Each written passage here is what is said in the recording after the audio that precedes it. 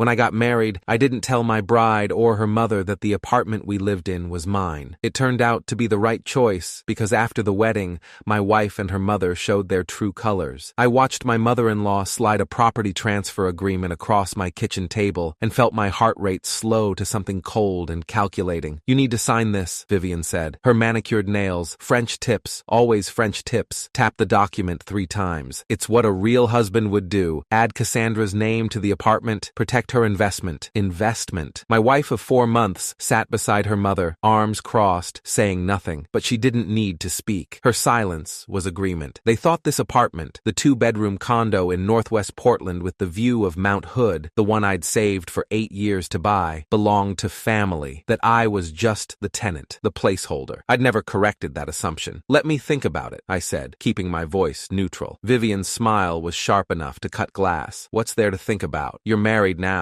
What's yours is hers. That's how it works. I need to review the paperwork, make sure everything's legal." "Legal?" Cassandra finally spoke. "Why are you being difficult about this? My mother's just trying to help us." Help. That word had done a lot of heavy lifting over the past 4 months. 6 months earlier, I'd met Cassandra Wright at a fundraiser for a nonprofit I volunteered with. I'm Owen Beckett, 34 years old, software developer for a mid-sized tech company. Not rich, but comfortable. I'd bought my condo in 2016 for $287,000, a stretch at the time, but Portland real estate was appreciating and I'd wanted to build equity. Smart decision. The place was now worth close to $475,000. Cassandra had been there with friends, blonde, beautiful, kindergarten teacher. She'd laughed at my jokes, touched my arm when we talked, gave me her number without me having to ask. We'd dated for 4 months before she'd brought up moving in together. "My lease is up in June," she'd said over dinner at Ava Jean's. I was thinking, maybe we could live together? See how it goes? I'd hesitated. Not because I didn't want to, I did, but because I'd been burned before. My previous relationship had ended when my ex-girlfriend Amanda tried to claim common law marriage rights to my condo after living with me for 18 months. It had gotten ugly, expensive. I'd learned a hard lesson about protecting assets. "I have a place," I'd said carefully. 2 bedrooms, but it's complicated. Complicated how? It belongs to family. I pay rent, but there are rules about who can live there. Not a lie, exactly. Just incomplete truth. "That's fine," Cassandra had said, smiling. "I don't care about ownership or any of that stuff. I just want to be with you." Red flag number 1. People who say they don't care about money usually care the most. But I'd ignored it because Cassandra had seemed perfect, sweet, uncomplicated. The kind of woman who baked cookies for her students and volunteered at animal shelters. The kind of woman I could imagine a future with. So when she'd moved in 2 weeks later, I hadn't corrected her assumption about the condo, had let her believe I was renting from some unnamed family member, had kept the deed and mortgage statements locked in a safe deposit box at Wells Fargo. We'd gotten engaged in September, married in December, small ceremony, her family, my parents, close friends. I'd thought I was being careful. Turned out I'd been smart. The first sign something was wrong came 3 days after the wedding. Vivian had shown up at 9:47 a.m. on a Saturday. No call, no text, just knocked on the door like she owned the place. "I brought bagels," she'd announced, walking past me into the kitchen. "Cassandra, honey, I wanted to see how you're settling into married life." Cassandra had been thrilled. "Mom, you didn't have to?" "Of course I did. I want to make sure you're comfortable here." She'd walked through the apartment slowly, methodically, opened cabinets, checked closets, stood in the 2nd bedroom, my home office, with this expression I couldn't quite read. "This place needs work," Vivian had said. "It's fine, Mom." "No, Cassie, she's right," I'd said, trying to be accommodating. "Some things could use updating, not some things. Everything." Vivian had gestured broadly. "The kitchen is dated. Those countertops are laminate. Who has laminate anymore? And this carpet needs to go. Hardwood throughout would increase the value significantly." I'd noticed she'd said the value, not your comfort or the aesthetics. The value. "We're happy with it how it is," I'd said. Vivian had looked at me like I'd suggested we live in a cardboard box. "Owen, I don't think you understand. Cassandra is my only daughter. I want her living somewhere that reflects her worth. Her worth, not our happiness. Her worth. We'll think about some updates," Cassandra had said quickly. "Right, Owen? Sure, we can talk about it." Vivian had left an hour later, but not before asking pointed questions about the lease terms, the rent amount, and whether the family member who owned the place would be open to selling. "Probably not," I'd said. "Everyone has a price," Vivian had replied. Over the next month, Vivian became a constant presence. She'd show up twice a week, sometimes more, always with food or gifts or helpful suggestions about the apartment. "You should ask about knocking down this wall. Open concept is so much more modern. Have you looked into refinancing? Interest rates are good right now. Cassandra, you should push back on that that security deposit.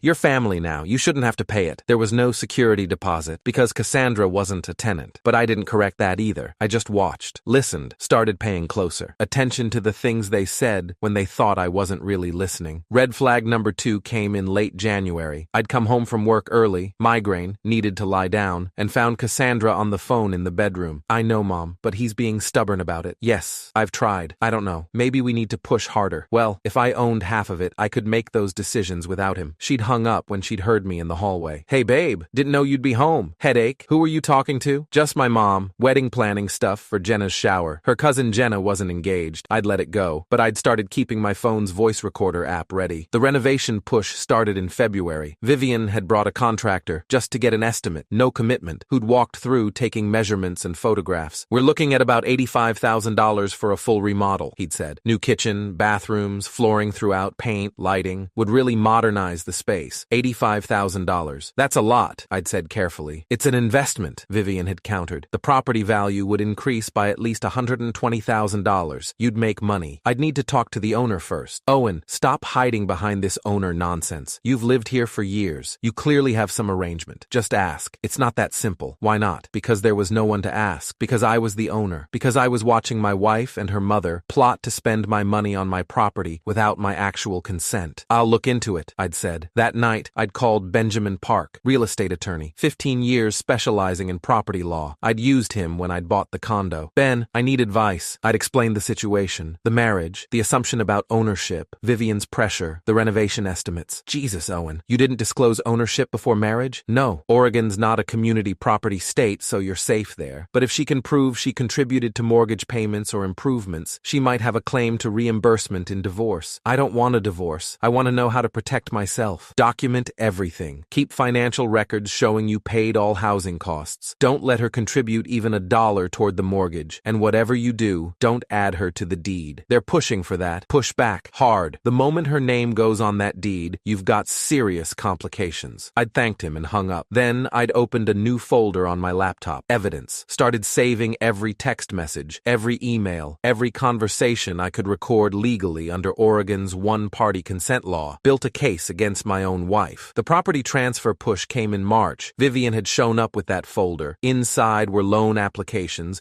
renovation estimates, and that property transfer agreement. This is standard, she'd said. Married couples add each other to deeds all the time. It protects both of you. Protects how? Well, if something happened to you, Cassandra would own the home outright. No probate issues. Clean transfer. And if something happened to our marriage, Vivian's smile had frozen. Why would you even think about that? I'm just asking. Divorce isn't an option for us, Cassandra had said firmly. We're committed. Then there's no rush to change the deed. Owen, Vivian's voice had gone cold. Are you saying you don't trust my daughter? I'm saying I need to understand the legal implications before making major property decisions. The legal implication is that you're married. What's yours is hers. Not in Oregon. Vivian had blinked. Excuse me? Oregon's not a community property state. Marriage doesn't automatically make property jointly owned. So legally, what I brought into the marriage stays mine unless I choose to add her. The temperature in the room had dropped 20 degrees. You've been researching this, Vivian said slowly. I always research major decisions. She'd gathered up her folder. We'll talk about this later, when you're thinking more clearly. After she'd left, Cassandra had turned on me. What the hell was that? What was what? You embarrassed my mother. I stated legal facts. You made it sound like you don't want to share anything with me. Cassandra, we've been married 4 months. We don't need to rush into 4 months is enough time to know if you trust someone. Her voice had gone shrill. My mother's right. You're being selfish and controlling. Controlling, coming from the woman whose mother showed up unannounced 3 times a week to dictate how I should renovate my own property. I need time to think, I'd said. Fine, think. But this conversation isn't over. She'd locked herself in the bedroom. I'd gone to my home office and started documenting the interaction. Date, time, exact words exchanged, evidence. April brought the real estate agents. Vivian had started bringing them by just to give advice on market conditions. This unit would sell for $485,000 easy, one had said. Maybe more if you updated the kitchen. We're not selling, I'd replied. But if you were considering it, now's a great time. Inventory's low, demand's high. You could get top dollar. After the 3rd agent visit in 2 weeks, I'd confronted Cassandra. Why is your mother bringing realtors here? She's just trying to help us understand our options. Options for what? I've told you we're not selling. But we could, Owen. We could sell, take the profit, buy something bigger, maybe a house with a yard, room for kids someday. This is my home. I like it here. Your home? Her eyes had narrowed. I thought you rented. Fuck. I meant our home, obviously. No, you said your home, like I don't live here. That's not what I meant. Then what did you mean? I'd recovered. I meant the place. I've lived for years feels like home. That's all. She'd stared at me for a long moment, suspicious, but she'd let it drop. That night, she'd texted her mother. I'd seen the screen light up. He's being weird about the apartment, like he's hiding something. They were starting to suspect. I'd accelerated my documentation, photographed that property transfer agreement, recorded a conversation where Vivian discussed securing Cassandra's financial future through the property, saved everything to encrypted cloud storage, waited. The breaking point came in late May. Vivian had invited her entire family over. Didn't ask me, just told Cassandra, who'd told me the morning of. My mom's having everyone here for Sunday dinner. Here? Our apartment? Yeah, it's easier than her house. Is that a problem? It was absolutely a problem. But I'd said, no, it's fine. I'd wanted to see what would happen, how far they'd go in front of witnesses. Turned out pretty far. Vivian's sister Helen had arrived first. Then Cassandra's cousin Jenna and her boyfriend, Vivian's brother Robert, Cassandra's grandmother Dorothy. 10 people crammed into my 2-bedroom condo.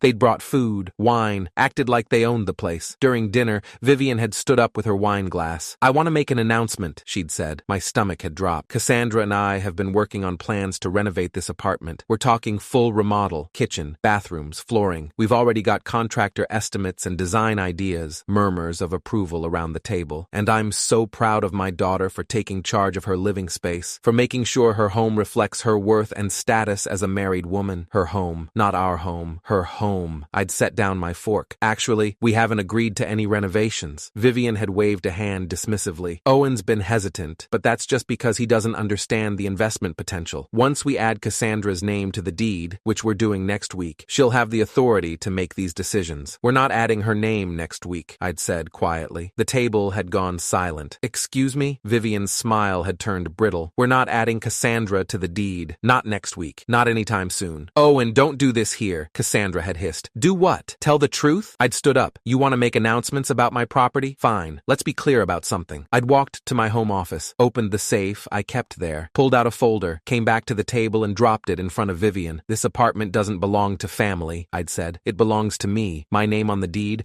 my mortgage payments, my property taxes. Cassandra moved into my home, not our home, mine. I'd opened the folder. Inside was the deed, recorded with Multnomah County in 2016. My name, only my name. Vivian's face had gone white. Cassandra had grabbed the deed, stared at it. You own this? Yes. You've owned it the whole time? Yes. You lied to me. Her voice had cracked. I never lied. You assumed I rented. I didn't correct that assumption. That's lying by omission. No, I'd said calmly. It's protecting myself from exactly this. I gestured at the table, at Vivian's shocked face, at the folder of renovation plans I could see peeking out of her designer bag. You moved into my home and immediately started planning to take control of it. Your mother brought contractors without asking me. Real estate agents started pushing me to add your name to the deed. Do you understand what would have happened if I'd done that? We would have been equal partners, Cassandra had said weakly. No, you would have had legal claim to half of something you contributed nothing toward. And when you decided you wanted out, or when your mother convinced you I wasn't good enough, you'd have taken half the equity I built over 8 years. That's not, we wouldn't. Your mother literally just announced she's so proud of you for taking charge of property that isn't yours. Vivian had found her voice. You manipulative son of a bitch. You trapped my daughter. I married your daughter. She moved into my home. I never asked her to contribute to the mortgage because I didn't want to create any claims on the property. Everything I did was to protect what's mine. You lied. I was careful. There's a difference. Helen had stood up. Vivian, we should go. No, he can't do this. Cassandra has rights. To what? I'd pulled out more documents from the folder. I consulted with Benjamin Park, real estate attorney with 15 years experience. Oregon law is clear. Property owned before marriage remains separate unless actively commingled. I've kept all finances separate. Every mortgage payment from my account, every tax payment, every maintenance cost. Cassandra contributed exactly $0 to this property. I live here, Cassandra had shouted, as my spouse, not as a co-owner. There's a distinction. Jenna's boyfriend had cleared his throat. Maybe we should, you know what? I'd cut him off. You should all leave. This is my home. I want you out. You can't kick us out, Vivian had snarled. Actually, I can. It's my property. I'm asking you to leave. Grandmother Dorothy had gathered her purse. Vivian, come on. This isn't our business. It's absolutely our business. He's stealing from Cassandra. He's not stealing anything, Robert had said quietly. He'd been a lawyer, I'd remembered. He's protecting an asset he owned before marriage. That's legal. Don't you dare take his side. But they were leaving, one by one, until it was just me, Cassandra, and Vivian. Get out, I'd said to Vivian. I'm not leaving my daughter alone with you. Then Then both of you can leave. Cassandra had turned on me, tears streaming down her face. How could you do this? I thought you loved me. I did love you, past tense, because the woman I loved didn't conspire with her mother to steal my property. We weren't stealing. You discussed adding your name to the deed so you could make decisions without me. I have that conversation recorded. Her face had gone pale. You recorded me? Oregon's a one-party consent state. I can record conversations I'm part of. And yes, I recorded several, including the ones where your mother discussed securing your financial future through this property. This is insane, Vivian had said. You're paranoid and controlling, and I'd pulled out one more document. Divorce papers. I filed these 3 days ago, I'd said, handing them to Cassandra. You'll be served officially tomorrow, but I wanted you to know tonight. You're divorcing me? Her voice had been barely a whisper. Yes. Over money? Over a stupid apartment? Over the fact that you and your mother saw me as an asset to acquire instead of a partner to respect. I'd walked to the door and opened it. Get out, both of you. Vivian had tried everything over the next 3 weeks. First came the threats, text messages about how she'd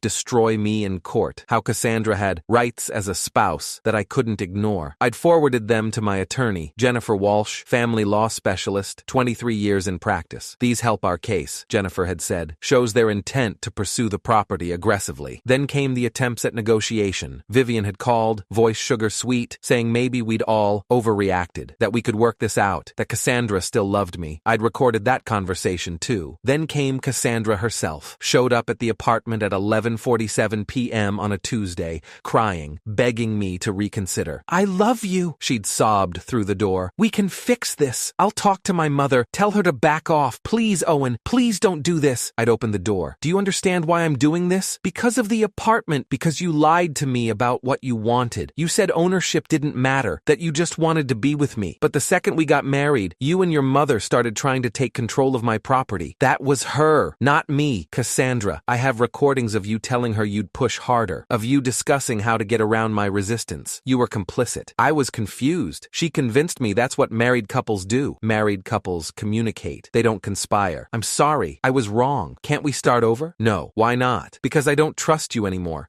and I can't be married to someone I don't trust. She'd left crying, changed the locks the next morning anyway. The divorce proceedings were surprisingly quick. Jennifer had laid out the financial reality. Cassandra had contributed nothing to the condo. No mortgage payments, no property taxes, no renovation costs. She had no legal claim. Cassandra's attorney, Stephen Martinez, known for aggressive tactics in divorce cases, had tried to argue she'd provided domestic services that entitled her to compensation. Mrs. Beckett cooked, cleaned, maintained the household. These services have economic value that should be reflected in the settlement. Mrs. Beckett lived rent-free in a $475,000 property for 6 months. Jennifer had countered. If we're calculating economic value, Mr. Beckett provided housing worth approximately $2,400 per month in market rent. That's $14,400 in value over 6 months. Any domestic services were more than compensated by free housing. The judge, Honorable Patricia Morrison, 15 years on the family court bench, had agreed. The property was owned by Mr. Beckett prior to marriage. Mrs. Beckett made no financial contributions to its maintenance or improvement. She has no claim to the property or its equity. Divorce granted. No spousal support. Each party keeps their separate property. The gavel had fallen. Cassandra had burst into tears. Vivian, sitting in the gallery, had screamed, "This is theft! You're stealing from my daughter!" Mrs. Wright, control yourself or I'll have you removed, Judge Morrison had said coldly. They'd left, defeated. I'd walked out of that courtroom and felt like I could breathe for the first time in months. The messages continued for a while. Vivian sent long emails about how I'd destroyed her daughter's life, how I was heartless and cruel, how karma would catch up to me. I'd blocked her email, her number, Cassandra's number, moved on. 3 months after the divorce, I was having coffee with my friend Derek, the one who'd introduced me to Cassandra in the first place. I feel like I should apologize, he'd said. For what? For introducing you to her? I had no idea she and her mom were like that. Neither did I. That's kind of the point. Are you okay with everything? I'd thought about it. Yeah, I am, because I trusted my instincts, kept the property separate, protected myself. If I'd added her to the deed like they wanted, you'd be fighting for years. Exactly. Do you regret marrying her? I regret not seeing who she really was sooner. But no, I don't regret the marriage. It taught me something important. What's that? That people show you who they are when they think you have something they want. The trick is paying attention before they get it. Derek had raised his coffee cup. To paying attention, to paying attention. A year later, I was still in the condo, still my name on the deed, still my mortgage payments, still mine. I'd renovated the kitchen myself, not because Vivian had been right about the dated countertops, though she had been, but because I wanted to, for me, my choice. I'd started dating again, carefully, honestly. When women asked about my living situation,